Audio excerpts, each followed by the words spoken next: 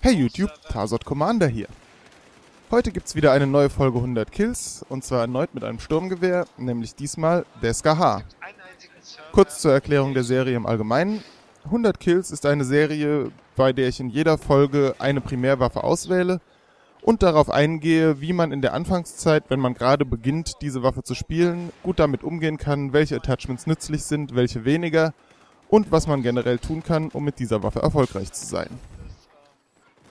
Kommen wir also direkt zur SCAR-H. Die SCAR-H ist eine belgische Waffe, produziert von Fabrique Nationale, und sie passt ein wenig in das Bild, dass Battlefield 4 die Waffen generell etwas modernisiert gegenüber Battlefield 3.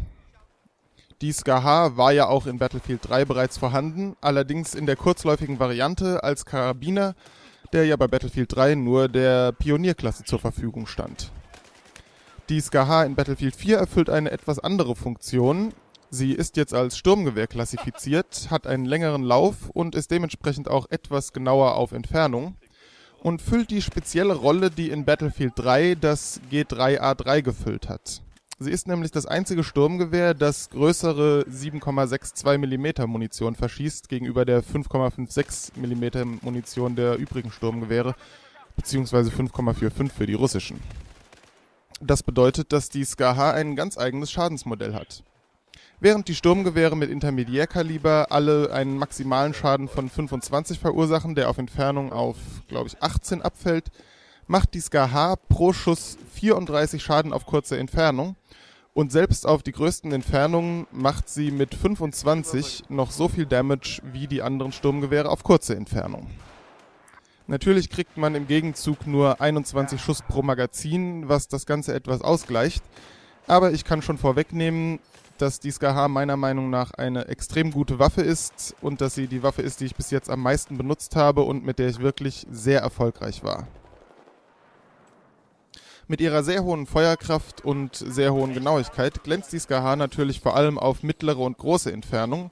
Allerdings ist sie auch auf kürzere Entfernungen nicht zu verachten, da ihr Hipfire gar nicht so schlecht ist und sie durch die hohe Feuerkraft eben die Gegner auch auf kurze Entfernungen sehr schnell zur Strecke bringen kann, trotz der niedrigen Feuerrate von 620 Schuss pro Minute. Außerdem hat sie eine sehr schnelle Nachladezeit von gerade mal 1,9 Sekunden, wenn man noch eine Kugel im Lauf hat, und 2,4 Sekunden, wenn man das ganze Magazin leer geschossen hatte.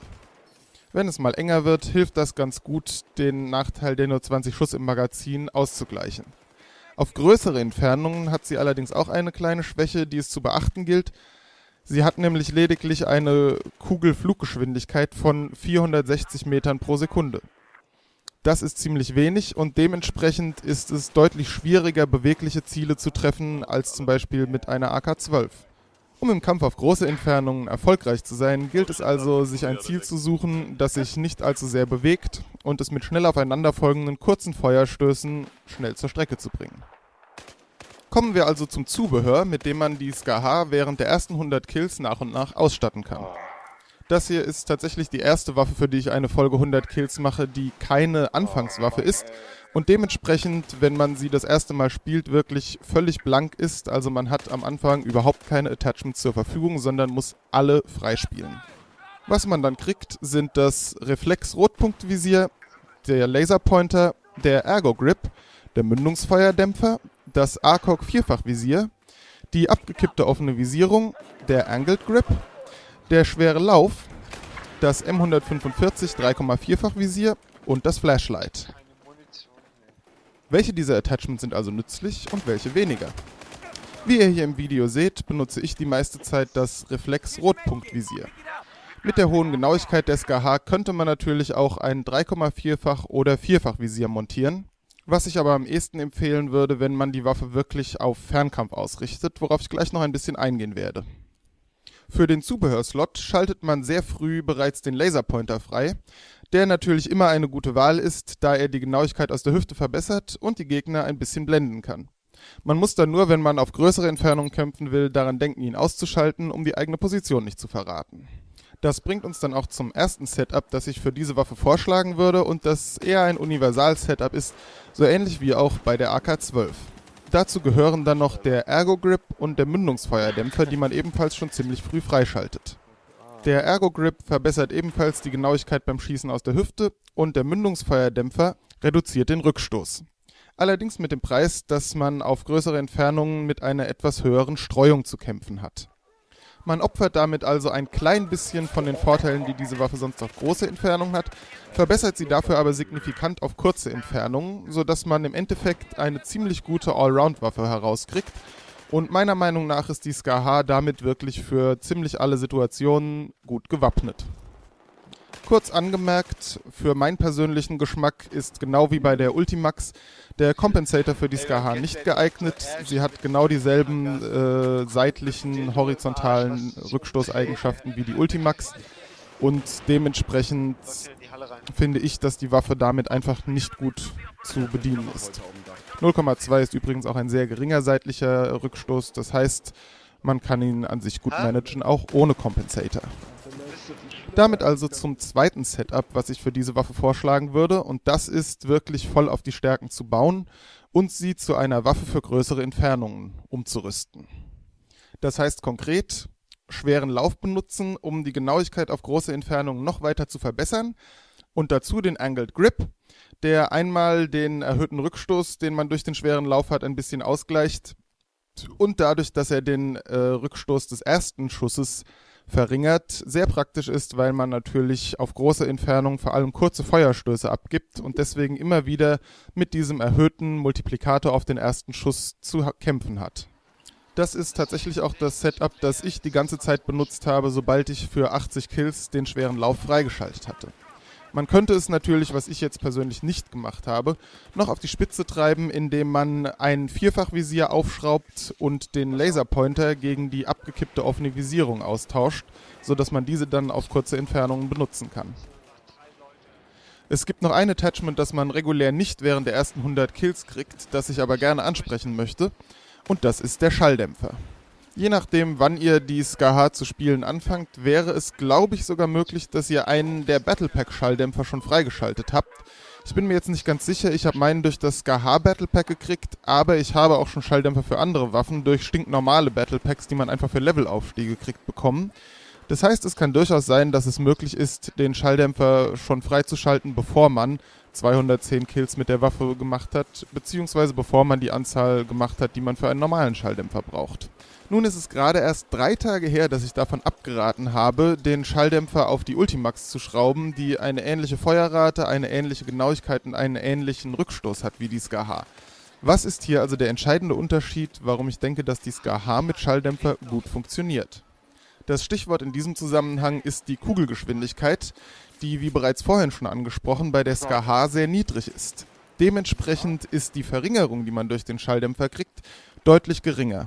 Während es bei der U100 Mark V ja fast 50% waren, was dann einen sehr großen Einfluss darauf hat, wie sich die Waffe verhält, wie man zielen muss, wie stark der Bullet Drop ist, den man berücksichtigen muss, wenn man auf größere Entfernungen schießt, ist der Unterschied bei der SCAR-H gerade mal etwa 30%. Lässt sich deutlich besser managen und dadurch kann man dann die Vorteile des Schalldämpfers wunderbar nutzen. Ganz entscheidend zu erwähnen ist auch, dass einer der Nachteile, die der Schalldämpfer bei Battlefield 3 hatte, nämlich, dass der Damage Drop-Off früher beginnt. Das heißt, dass man gerade auf mittlere Entfernungen weniger Schaden verursacht, in Battlefield 4 nicht mehr so ist. Das heißt, der Verlauf der Schadenskurve auf Entfernung bleibt gleich, wenn man den Schalldämpfer benutzt. Und man hat somit nur Kleinigkeiten zu berücksichtigen, eben einmal die bei der SCAR-H vergleichsweise wenig reduzierte Fluggeschwindigkeit der Kugel, damit ein ebenfalls nicht so viel stärkerer Bullet Drop und die Tatsache, dass man natürlich nicht die erhöhte Genauigkeit des schweren Laufs oder den reduzierten Rückstoß des Mündungsfeuerdämpfers hat. Alles in allem bin ich also der Meinung, dass die SCAR-H mit Schalldämpfer hervorragend funktioniert und gerade in Modi wie zum Beispiel Squad Deathmatch oder Team Deathmatch, wo es nicht so voll ist, man nicht so sehr auf ein bestimmtes Ziel zuläuft, wo man fest mit den Gegnern rechnen kann, sondern sie mehr überall sein können und man über die Ränder der Map schleicht und gezielt Gegner sucht, ist es einfach ein Riesenvorteil, nicht auf der Minimap aufzutauchen. Und wie gesagt, die SCAR-H ist eine Waffe, die sich besonders gut mit dem Schalldämpfer verträgt. Also wenn ihr die SCAR-H ein bisschen länger spielt, für 160 Kills gibt es den normalen Schalldämpfer, Vielleicht habt ihr auch schon Glück und kriegt durch ein Battle Pack früher den russischen oder chinesischen Schalldämpfer. Ich kann euch nur empfehlen, diese Kombination dann mal auszuprobieren, insbesondere wenn ihr Squad oder Team Deathmatch spielt. Kommen wir also so langsam zum Fazit. Wie ihr sicherlich bereits gemerkt habt, ist die SCAR-H eine Waffe, die ich wirklich gerne mag. Hängt natürlich stark vom persönlichen Geschmack ab. Ich weiß, dass mein Bruder sie nicht so gerne spielt, vor allem wegen der niedrigen Feuerrate. Wobei ich sagen muss, mich stört das nicht. Sie macht durch das andere Schadensmodell genug Damage, obwohl sie langsam schießt. Sie müsste, ich habe es grob überschlagen, eigentlich vom Damage pro Sekunde, wenn man mit jeder Kugel trifft, etwa auf dem Niveau der AEK liegen. Einfach dadurch, dass sie pro Schuss so viel mehr Schaden verursacht. Also ich denke, das ist an sich kein Kriterium. Der seitliche Rückstoß ist mit 0,2 sehr niedrig. Zwar in beide Richtungen gleich, so dass die Waffe ein bisschen tanzt, aber wie gesagt, insgesamt wenig. Und der vertikale Rückstoß ist mit 0,5 zwar ziemlich hoch, andererseits schießt die SCAR-H nur 620 Schuss pro Minute, so dass man ihn relativ gemütlich ausgleichen kann. Zusammenfassend kann man also sagen, die SCAR-H ist eine hervorragende Waffe für große Entfernungen, auch auf kurze Entfernungen und im Nahkampf ist sie nicht zu verachten. Und deshalb würde ich sagen, sie ist generell eine der besten Waffen, die der Sturmsoldatenklasse zur Verfügung stehen. Mit etwas Glück kann ich euch vielleicht bereits am Wochenende die nächste Folge 100 Kills präsentieren. Da wird es dann um die MX4 Maschinenpistole des Pioniers gehen. Weitere Folgen, die mittlerweile in Vorbereitung sind die zum Typ 88 LMG und zur AEK 971. Ich muss sagen, dass ich leider nicht so wahnsinnig viel Recon gespielt habe. Die Klasse liegt mir nach wie vor nicht so wirklich, insbesondere wenn es um das Thema der Repetiergewehre geht.